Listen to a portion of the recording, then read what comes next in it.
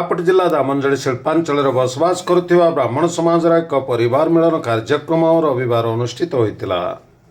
NALCO township ସ୍ଥିତ ମାଉସୀ ମା ମନ୍ଦିର ପରିସରରେ ଆୟୋଜିତ ଏହି କାର୍ଯ୍ୟକ୍ରମରେ ଭଗବାନ ପରଶୁରାମଙ୍କ ଜୟନ୍ତୀ ପାଳନ ସହ ପୂଜାର୍ଚ୍ଚନା ଘୃତଯଜ୍ଞ କରାଯାଇଥିଲା। ନାଲକୋ ଏଡି ଅମରେନ୍ଦ୍ର କୁମାର ମିଶ୍ର କାର୍ଯ୍ୟକ୍ରମରେ ଅତିଥି ରୂପେ ଯୋଗ ଦେଇଥିଲେ। ବ୍ରାହ୍ମଣ ସମାଜ ଦାମନଯୋଡ଼ିର ସଭାପତି ରାଜେନ୍ଦ୍ର କୁମାର ପଣ୍ଡା, ସମ୍ପାଦକ ଜଳେନ୍ଦ୍ର ତ୍ରିପାଠୀ, ମୁରଲୀଧର ମହାପାତ୍ର, ଅଶୋକ କୁମାର ଦାସ, ବିଶ୍ୱମ୍ବର ଶତପଥୀ ପ୍ରମୁଖଙ୍କ ତତ୍ତ୍ୱାବଧାନରେ ଆୟୋଜିତ ଏହି କାର୍ଯ୍ୟକ୍ରମରେ ଦାମନଯୋଡ଼ି ଶିଳ୍ପାଞ୍ଚଳରେ ବସବାସ କରୁଥିବା 200ରୁ ଉର୍ଦ୍ଧ୍ୱ ବ୍ରାହ୍ମଣ ପରିବାର ଯୋଗ ଦେଇଥିଲେ।